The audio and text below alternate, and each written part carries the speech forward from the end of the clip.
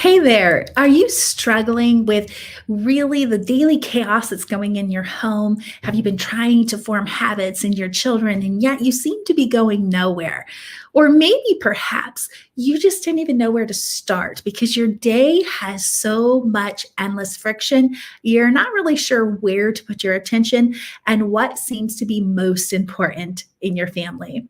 Hey, I'm Dollie Freeman, veteran homeschooling mom who has studied the pages of Charlotte Mason's original writings since 1999 and have used it to raise four children with this method, three of whom have self-educated all the way and have graduated. We have one left.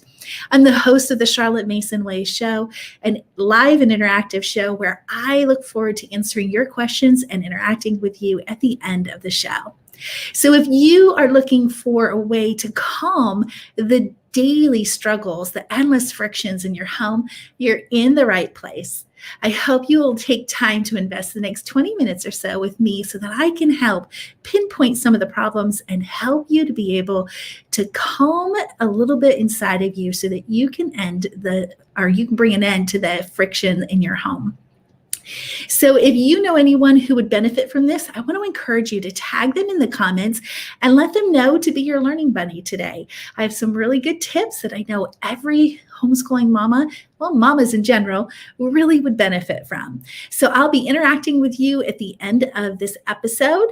But speaking of today's episode, are you guys really needing some help reversing some of the bad habits in your home, but you really don't really know where to start? If so, you're in the right place, and I'm going to get you started with that in just a moment.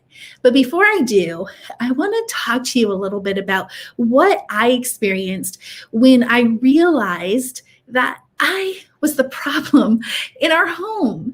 Up to that point, I put all the blame on my children. Our children was doing this. The children was responsible for that.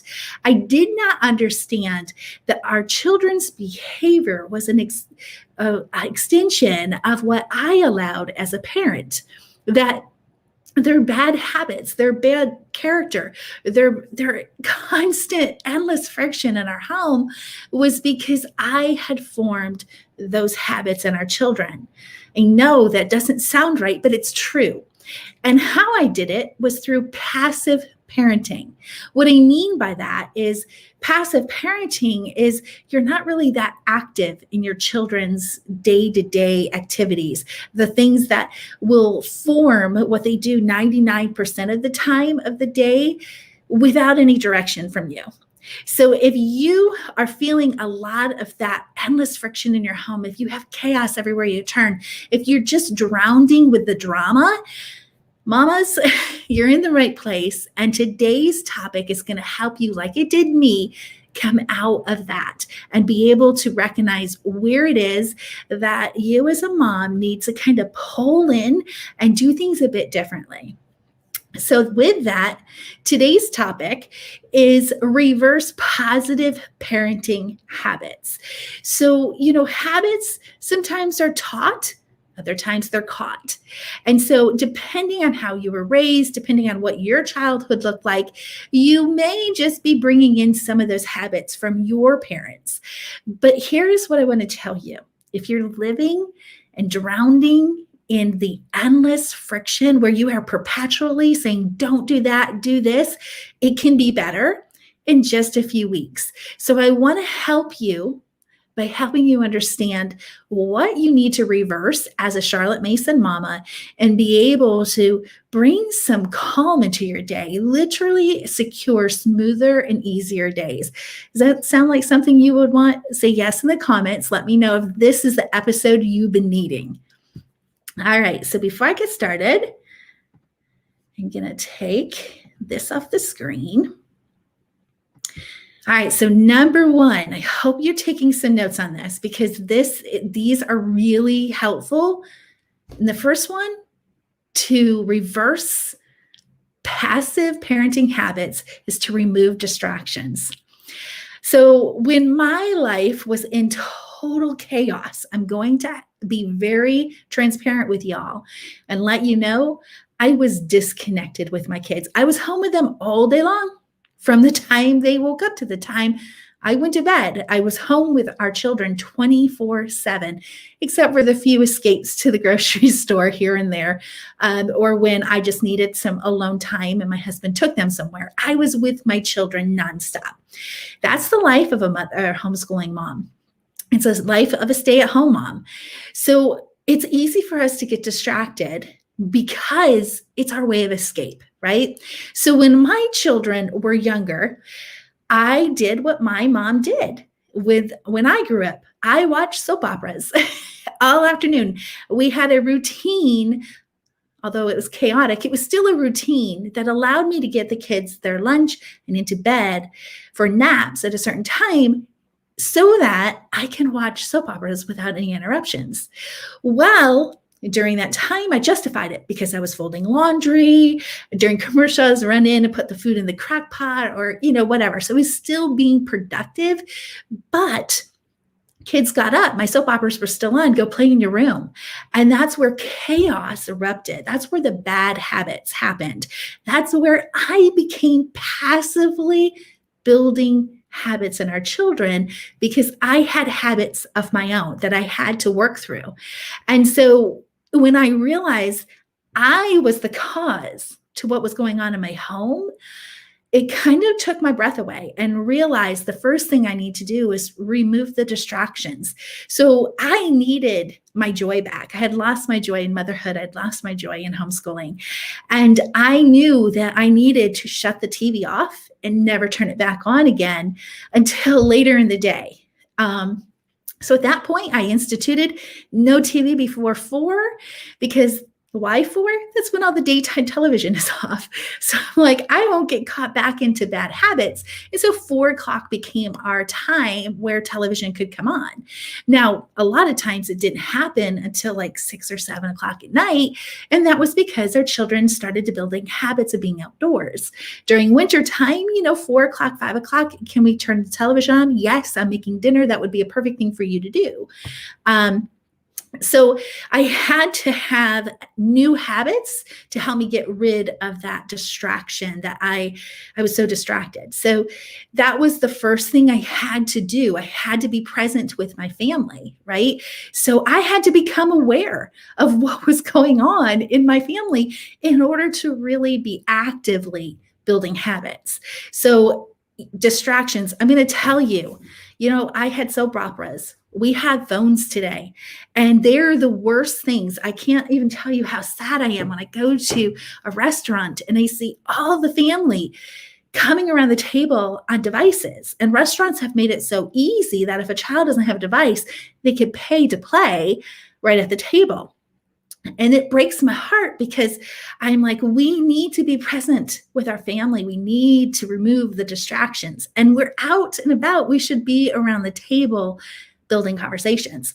So, there are times I get distracted, especially working online. It's easy for me. So my phone does not ring unless it's my family.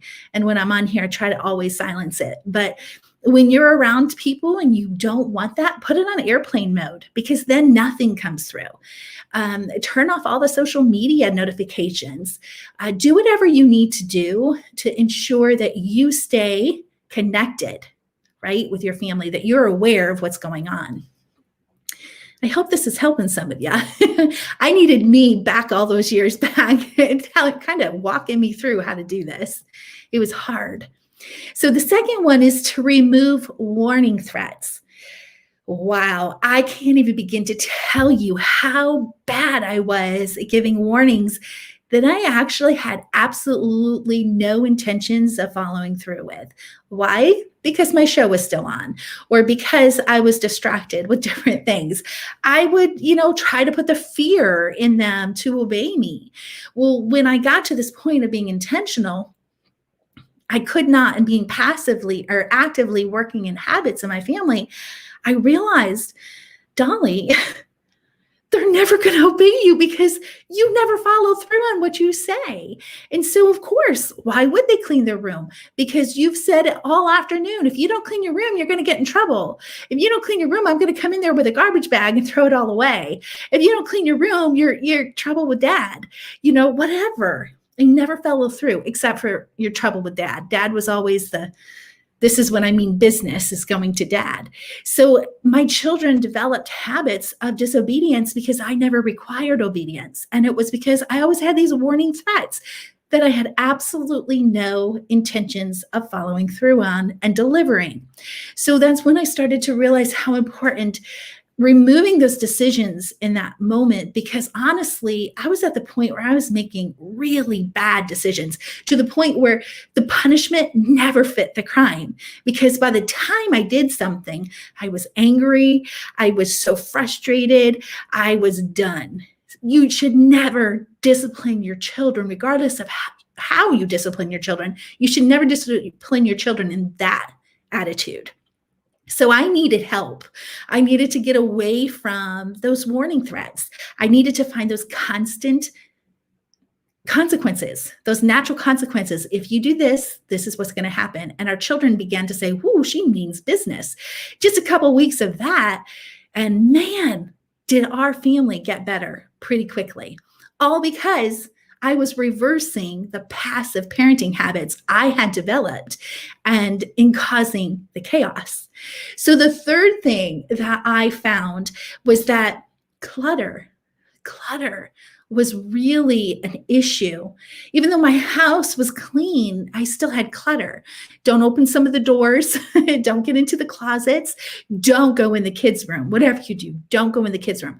But the living room, the bathroom, and the kitchen, that was all clean. So the clutter was chaotic in our life, and it would always cause issues. So those passive habits that I had of just throwing things, where no one could see them, didn't solve the problem. It just hid it from visitors. My family well knew where those, dirty drawers were, or junk drawers, so to speak. And we had junk drawers, we had junk cupboards, we had junk closets, we had junk rooms. So remove those cluttering made me to be able to be more intentional, because then it mattered. I put a lot of work into creating those things and organizing and all of a sudden I had more intentions. I was able to follow through on what I said more. I was not distracted, because if I got distracted, those things became cluttered all over again. So what I found is these three things that I did helped reverse the passive parenting habits I had brought into my marriage, brought into parenthood, because it was how I was raised. And yet at the same time, I didn't want that for my kids. I grew up okay, but it doesn't mean that I want okay for my kids. I want more for my kids. I being home, I was not home all the time with my mom, but my kids were. I needed to be a joyful mom. I needed to make sure those things were removed that I was creating in our home. So I have a handout that might help you guys. Oops, I keep forgetting to do that. This is discover what habits to form in your children. I know for me, I love to have direction. I love to have some kind of help in understanding what I need to do to better our life. No one was able to tell me what those passive habits were that created that chaos in our home, that created that daily friction that was endless. So these Charlotte Mason's list of 100 habits can help you discover those 100 things. I know that sounds overwhelming, but some of these are so minute, like brushing your teeth. Stop telling your kids to brush your teeth. Let it become a habit in theirs, right? The perpetual, endless list of do's and don'ts will disappear when you train your children in these habits. If you train your children in just 6 habits, you won't believe how your life will change. So imagine over the years training 100 habits, what that would do. So if you're interested in this, you can download it at thecharlottemasonway.com/100 habits. I guarantee you this will help you get some idea of what to work on with your children.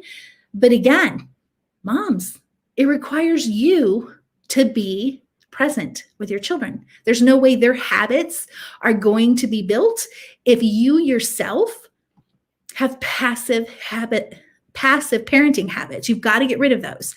So I told you 3 actionable steps you can take today to start removing that from your life, reversing what you've done in parenting. And I'm telling you, you'll be calmer, you'll be sweeter, because when I started to do that, I wasn't angry as much. And I'm going to tell you, I was a screaming mama. You still can be from time to time. I'm not going to lie there. But these will remove that from you in an amazing way, because you're present and you're not as crazy on the inside that comes out. Removing those warnings will make a world of difference. So your action steps from today is to remove distractions, right? Remove warning threats, and then remove clutter. When you do those 3 things, you're going to reverse the passive parenting habits you have, so that you can begin to build those 100 habits in your children. The next episode, I'm going to be talking about the habits of active parenting, right? So we're going to get rid of this passive parenting, and we're going to become intentional and being involved in our children to be active parents. And this is where real habits happen. So I want to make sure that you can join me for that next episode next week, Wednesday at 1:30 p.m. Eastern Eastern time. I'm all messed up. On Wednesdays on either YouTube or on Facebook, whichever's best for you. Thank you for joining me. I'm going to get into the comments and interact with you and answer your questions. Let me know how I can help you. Hey, Sarita, nice to have you here. It's good to see you. Yeah, it is good. I really wish I had someone like me in my life back then, because I was a hot mess. People think moms are a hot mess today. I was a really hot mess. And that, I'm telling you what, passive parenting can kill a family really quick. So get rid of them as much as you can. Angie, hello. Are they broken up by ages or stages? So they're not broken up by ages or stages. That's a really good question, but they are broken up based on like character, hygiene, so that you can be thinking of different parts of a child's life versus ages. What's really disappointing to a lot of people is habits can be formed earlier than you realize. Like my children were doing laundry at 5. Literally starting the washer by themselves. Now, if you look at most people's age charts, that's nowhere on that list. My kids were dressing themselves at 2. That's usually not on that list. They were folding laundry at 2 and 3 and taking care of their own. But by 5, I gave them over to the washing machine. This is how you do it. Walked them through it. So don't get caught up in the age and the stages. Get thinking about the parts of life. Hygiene is something that you want to start teaching your children at a very early age. So that tells you the habits for that. It also tells you like the different character. We don't want our children to grow up at 5 and not have the character of speaking the truth, right? So this will help you to be able to really focus in on the different areas of a child, regardless of their age. And you'll know, is my child there yet or not? I feel you on that. Sarita, I tell you what, right? Yes, we think all of us moms, if we were really truthful with each other and what life is like behind our closed doors and shut windows, wow, it's amazing. I mean, I remember times I found out the windows were open and I had just got done with a yelling spree with my kids. And I'm like, oh, now the neighbors know I'm a yelling mom. Keep the windows open and stop yelling. Here's the moral of the story. Angie, I need reparented in the habit department and I'm all over the place and a bad example. You know what? I think, give yourself some grace. Habits were not something, I'm approaching 49 and I don't recall my parents teaching habits. I think there was a time in our life where habits were just not part of what we were taught. The only habit I was taught was housework and cooking. Those were the habits I was taught. It was never taught to make my bed. I had laundry given to me most days or most weeks until I got to a certain age where I moved upstairs. I had to bring the laundry down to my mom, but My mom did my laundry until I was out of the house. I never did laundry. That was just something my mom did. And so habits were just not instilled. We were disciplined, but we were never trained on the positive side. So I just think our world doesn't have habits as a focus and necessary. They think you'll catch what you need, they'll outgrow it, things like that. No, habits just get harder. They become, like Charlotte Mason says, to nature, to the point where it's harder for you to get rid of than not. That's why falling off the wagon is so easy, as we go back to our tendencies, our true habits. Habits are not long-term. That's what a habit is. It becomes part of your nature. So that's why it's so hard. Yeah. Sarita's right there with you. Let's do it and let God's grace cover us. It's true. Jewel, hello. Nice to have you here. How do you break the habits of whining and complaining, or even just talking, but in a whining voice? Oh goodness. I'm going to be honest with you all here. I would complain to my husband every stinking day he came through that door. Dinner time. If you watched the show last week, which has now been deleted, but it was an extended one, be watching, because that'll come back at some point. But when I was at that stage in my life, my husband would come home, dinner was on the table, and the minute his tush was in the chair, I kid you not, I told him everything ugly that happened that day. Not mine. Never. In fact, he never knew I watched daytime television. That was a secret I kept forever. Told him probably, 5 years after the fact that I had stopped watching it. And he was like, well, why'd you keep that a secret? I just knew it was a big issue, what was going on in our home. So I kept it a secret. So when I complained constantly at my husband, guess what happened? My daughter, who then would have been taken away into the other room to be corrected with my husband and talked to, would sit and complain about me all day. She needed to let her daddy know the bad her mommy had done all day. So I was teaching my children how to tell on me because I told on them all day. It wasn't until we made our table a peaceful, positive place that broke.